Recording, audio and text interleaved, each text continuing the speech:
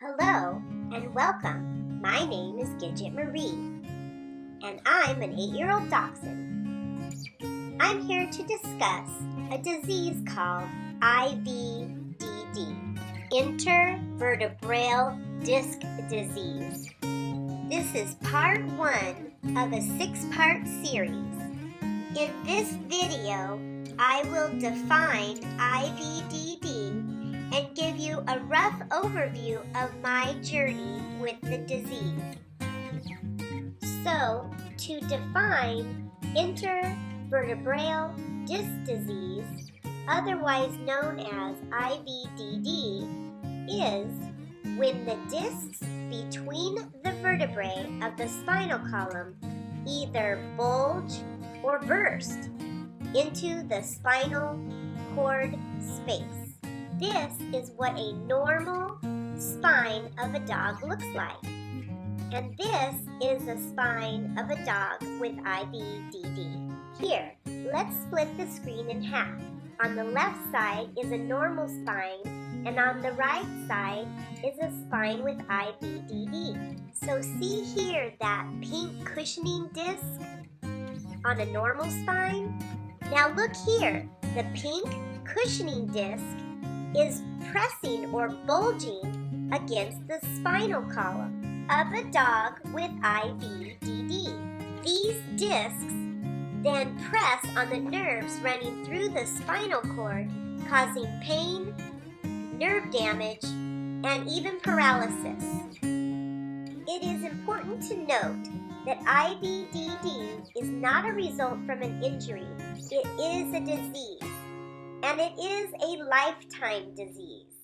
IVDD is congenital, which means it's present from birth. And dogs that have this disease have their first episodes typically between the ages of 3 and 7. My first episode with the disease was when I was 5, and my second episode was when I was 7. And since then, I've had ongoing relapses. Here are some common symptoms that dogs with IVDD will exhibit. Shivering or trembling like they are cold. They may yelp when picked up. These dogs can have a tense, tight tummy. They'll be reluctant to move around. They can also have an arched back. Sometimes they will hold their front paw or leg flamingo-like. Head can sometimes be held high or nose to the ground. Wobbling, walking like they're drunk. Hips can even sway while standing still. And they're definitely not their normal, perky self.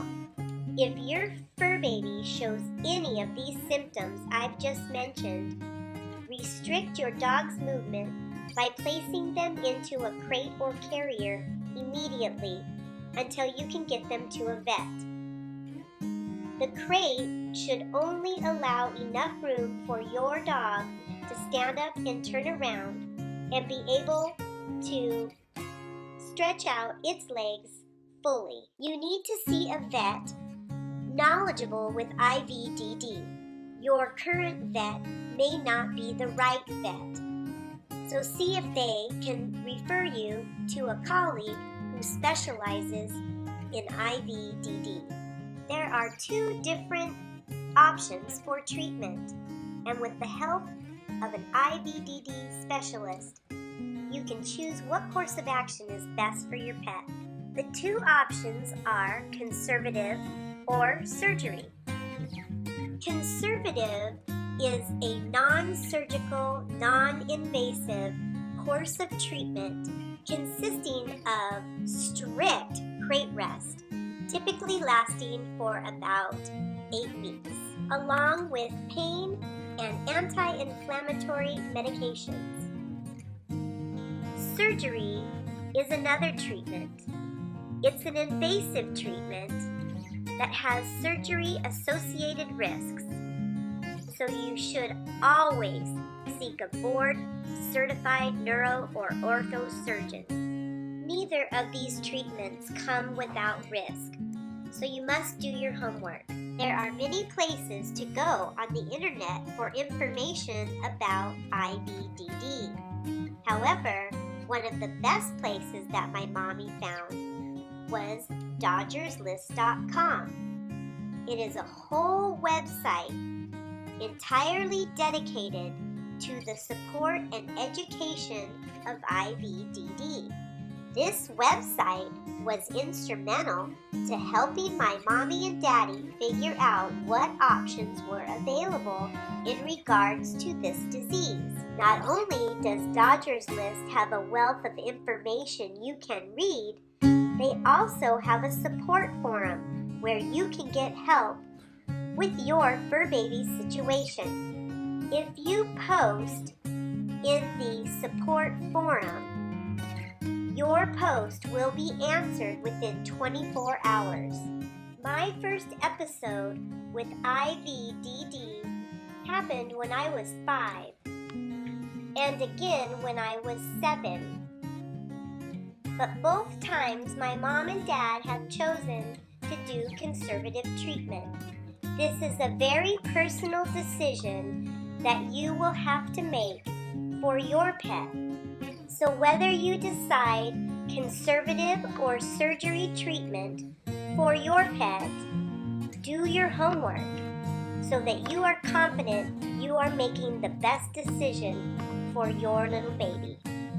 Again, this is my personal journey that I wanted to share with you in order to either educate you or to give you hope that your little fur baby may walk again, even if he or she has IVDD.